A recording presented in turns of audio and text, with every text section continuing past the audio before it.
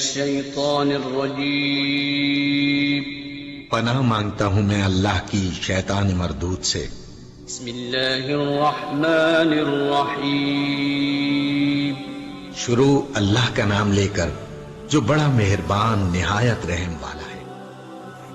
وَلَا تَنكِحُوا الْمُشْرِكَاتِ حَتَّى يُؤْمِنَ وَلَأَمَةٌ مُؤْمِنَةٌ خَيْرٌ مِّن مُّشْرِكَةٍ وَلَوْ أَعْجَبَتْكُمْ وَلَا تَنكِحُوا الْمُشْرِكَاتِ حَتَّى يُؤْمِنَ، اور مشرک عورتوں سے اس وقت تک نکاح نہ کرو حتیٰ یہاں تک کہ یؤمنن وہ ایمان نہ لے آئیں، وَلَأَمَةٌ مُؤْمِنَةٌ خَيْرٌ مِّن مُّشْرِكَةٍ، یقیناً ایک مومن لونڈی کسی بھی مشرک عورت سے، آزاد عورت سے بہتر ہے۔ وَلَوْ أَعْجَبَتْكُمْ، خواہ وہ مشرک عورت تمہیں پسند آ رہی ہو۔ وَلَا تُنكِحُوا الْمُشْرِكِينَ حَتَّى يُؤْمِنُوا، اور اپنی عورتوں کا نکاح مشرک مردوں سے نہ کراؤ جب تک وہ ایمان نہ لے آئیں۔ وَالْعَبْدُ مُؤْمِنٌ خَيْرٌ مِّن مُّشْرِكٍ وَلَوْ أَعْجَبَكُمْ، یقیناً ایک مومن غلام کسی بھی مشرک مرد سے بہتر ہے۔ وَلَوْ أَعْجَبَكُمْ، خواہ وہ مشرک مرد تمہیں پسند آ رہا ہو۔ أُولَٰئِكَ يَدْعُونَ إِلَى النَّارِ، یہ سب دوزخ کی طرف بلاتے ہیں۔ وَاللَّهُ يَدْعُو إِلَى الْجَنَّةِ، اور اللہ بلاتا ہے جنت کی طرف، والمغفرہ، اور مغفرت کی طرف، بِإِذْنِهِ، اپنے حکم سے، وَيُبَيِّنُ آيَاتِهِ لِلنَّاسِ لَعَلَّهُمْ يَتَذَكَّرُونَ، اور اپنے احکام لوگوں کے سامنے کھول کھول کے بیان کرتا ہے تاکہ وہ نصیحت حاصل کریں۔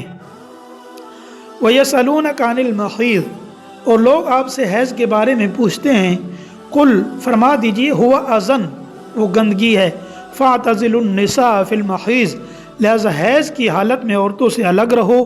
وَلَا تَقْرَبُوهُنَّ حَتَّى يَطْهُرْنَ، اور جب تک وہ پاک نہ ہو جائیں ان سے قربت حاصل نہ کرو، یعنی ان سے جماع نہ کرو۔ فَإِذَا تَطَهَّرْنَ، پس جب وہ پاک ہو جائیں، فَأْتُوهُنَّ مِنْ حَيْثُ أَمَرَكُمُ اللَّهُ، تو ان کے پاس اسی طریقے سے جاؤ جس کا اللہ نے تمہیں حکم دیا۔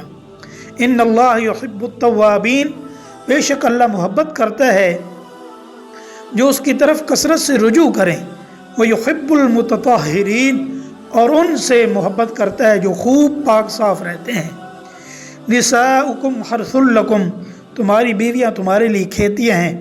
فَأْتُوا حَرْثَكُمْ أَنَّىٰ شِئْتُمْ، اپنی کھیتی میں جہاں سے چاہو جاؤ۔ وَقَدِّمُوا لِأَنفُسِكُمْ، اور اپنے لیے اچھے عمل آگے بھیجو۔ وَاتَّقُوا اللَّهَ، اللہ سے ڈرو۔ وَاعْلَمُوا، اور جان رکھو، أَنَّكُمْ مُلَاقُوهُ، کہ تم اس سے جا کر ملنے والے ہو۔ وَبَشِّرِ الْمُؤْمِنِينَ، اور مومنین کو خوشخبری سنا دو۔ اس آیت میں اللہ تعالیٰ نے ایک لطیف کنایہ یعنی اشارہ استعمال کر کے میاں بیوی کے خصوصی ملاپ کے بارے میں چند حقائق بیان فرمائے۔ پہلی بات تو یہ واضح فرمائے کہ میاں بیوی کا یہ ملاپ صرف لذت حاصل کرنے کے مقصد سے نہیں ہونا چاہیے، بلکہ اسے انسانی نسل کی بڑھوتری کا ذریعہ سمجھنا چاہیے۔ جس طرح ایک کاشتکار اپنی کھیتی میں بیج ڈالتا ہے تو اس کا اصل مقصد پیداوار کا حصول ہوتا ہے، اس طرح یہ عمل بھی دراصل انسانی نسل باقی رکھنے کا ایک ذریعہ ہے۔ دوسری حقیقت یہ بیان فرمائی، جب اس عمل کا اصل مقصد یہ ہے تو یہ عمل نسوانی جسم کے اس حصے میں ہونا چاہیے جو اس کام کے لیے پیدا کیا گیا۔ پیچھے کا جو حصہ اس کام کے لیے نہیں بنایا گیا، اس کو فطرت کے خلاف جنسی لذت کے لیے استعمال کرنا حرام ہے۔ تیسری بات یہ بتائی گئی کہ نسوانی جسم کا جو اگلا حصہ اس غرض کے لیے بنایا گیا، اس تک پہنچنے کے لیے راستہ کوئی بھی اختیار کیا جا سکتا ہے۔